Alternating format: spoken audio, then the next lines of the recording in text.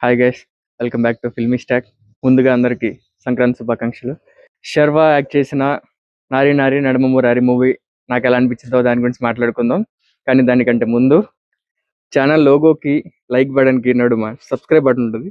దాన్ని కొడితే అది బెల్ ఐకాన్గా మారుతుంది. అది కూడా క్లిక్ చేసి ఆల్ ఆప్షన్లో సెలెక్ట్ చేసుకుంటే మేము వీడియో పెట్టగానే మీకు నోటిఫికేషన్స్ వచ్చేస్తాయి. ఆల్రెడీ సబ్స్క్రైబ్ చేసిన అందరికీ thank you so much. Like కూడా చేసి చూస్తే రీచ్ పెరుగుతుంది, ఎక్కువ మందికి ఆడియన్స్కి రీచ్ అవుతుంది.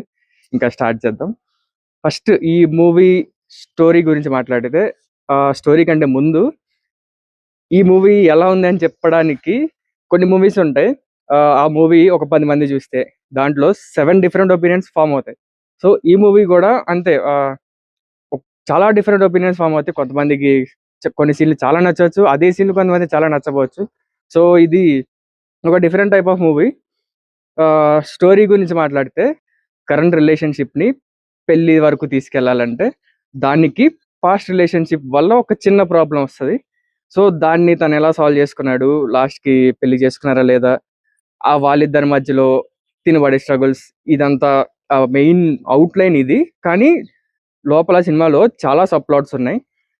కొన్ని బాగా హ్యాండిల్ చేశారు, కొన్ని నాకు అంతగా కనెక్ట్ అవ్వలేదు. సో ఓవరాల్గా మూవీ నాకు ఓకే ఓకే అనిపించింది. ఈ డైరెక్టర్ అండ్ రైటర్ ప్రీవియస్గా సమాజ వర్గంలో తీశారు, అది నాకు చాలా నచ్చింది. కానీ నాకు ఇది అంత నచ్చలేదు, కానీ ఓకే ఓకే అనిపించింది. దీంట్లో పాజిటివ్స్ నెగిటివ్స్ కాకుండా ఒక ఫ్లోలో వెళ్ళిపోదాం. ఎందుకంటే కొన్ని సీన్స్ ఎంత నచ్చినాయో, కొన్ని ఆ సీన్స్ వల్లే కొన్ని కొన్ని ఏంటి వచ్చేసరికి అవి కొంచెం నచ్చనట్టు కూడా ఉన్నాయి. సో అందుకని ఒక ఫ్లోలో వెళ్ళిపోదాం. ఓపెనింగ్ నరేష్ గారికి ఒక సమాజ వర్గంలో ఎగ్జామ్స్ ఎలా పెట్టుకున్నారు, దీంట్లో కూడా ఒక థీమ్ పెట్టుకున్నారు, విచ్ ఇస్ ఏజ్ డిఫరెన్స్ అని.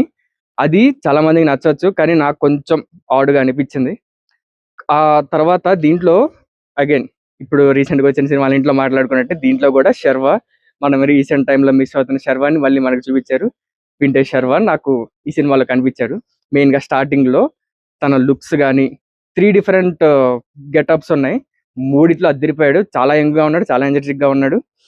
మెయిన్గా కాలేజ్ గెటప్ ఒకటి ఉంటుంది, దాంట్లో అయితే నిజంగానే స్టూడెంట్ లాగా ఉన్నాడు. తన ఏజ్ అయితే చాలా తగ్గినట్టు అనిపించాడు నాకు. అక్కడక్కడ రన్ రాజా రన్లో ఉన్న మన శర్వాన గుర్తొచ్చాడు. అది ఎందుకంటే దాంట్లో కూడా హీరోయిన్ వాళ్ళ నాన్నగా సంపత్ రాజ్ గారు చేశారు, దీంట్లో కూడా ఆయనే చేశారు. అండ్ దీంట్లో వాళ్ళ ఫస్ట్ కలిసే సీన్ ఆల్మోస్ట్ సిమిలర్గా ఉంటుంది. అండ్ దీంట్లో కూడా నాకు వర్క్ అయింది. సో నేను అక్కడ నుంచి స్లోగా ఇంకా సినిమా రేజ్ అవుతుంది, సేమ్ మళ్ళీ ట్రాక్లోకి వచ్చారు అనుకున్నాను. సో వెయిట్ చేస్తున్నాను ఇంకా మంచి సీన్స్ వస్తాయని.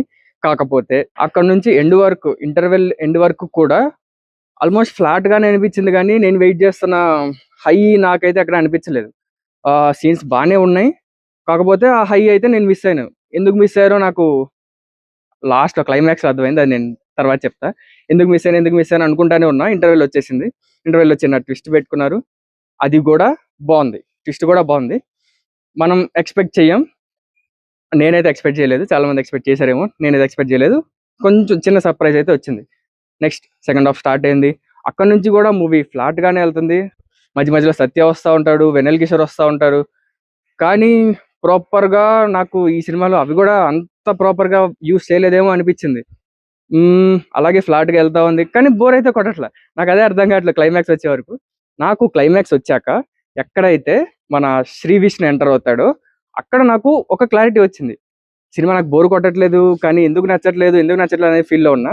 అక్కడ నాకు ఒక క్లారిటీ వచ్చింది, ఏంటంటే ఇది శ్రీ విష్ణు మీటర్లో ఉన్న మూవీ.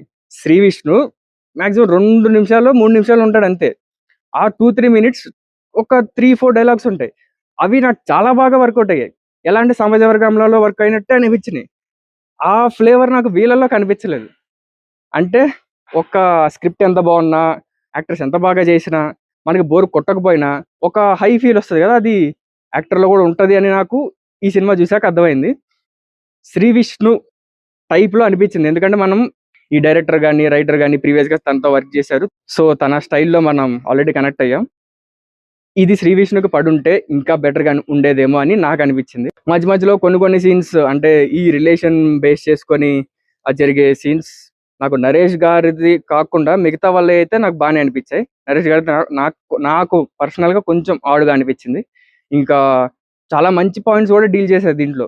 చాలా డెప్త్ ఉన్న స్టోరీ. సంక్రాంతికి వచ్చిన సినిమాలన్నిటిలో నిజంగా డెప్త్ ఉన్న స్టోరీ అయితే ఇదే. మిగతా అన్నిటిలో నాకంత జస్ట్ చిన్న పాయింట్ తీసుకున్నారు. దాని నుంచే కామెడీ జనరేట్ చేసేంత చేశారు. కానీ దీంట్లో మాత్రం చాలా మంచి పాయింట్స్, చాలా మంచి డిఫరెంట్ పాయింట్స్ కవర్ చేశారు. ఆ విషయంగా అయితే నాకు చాలా నచ్చింది. కాకపోతే ఆ ఎక్స్ ఫ్యాక్టర్ ఉంటది కదా! అదే మిస్ అయింది సినిమాలో.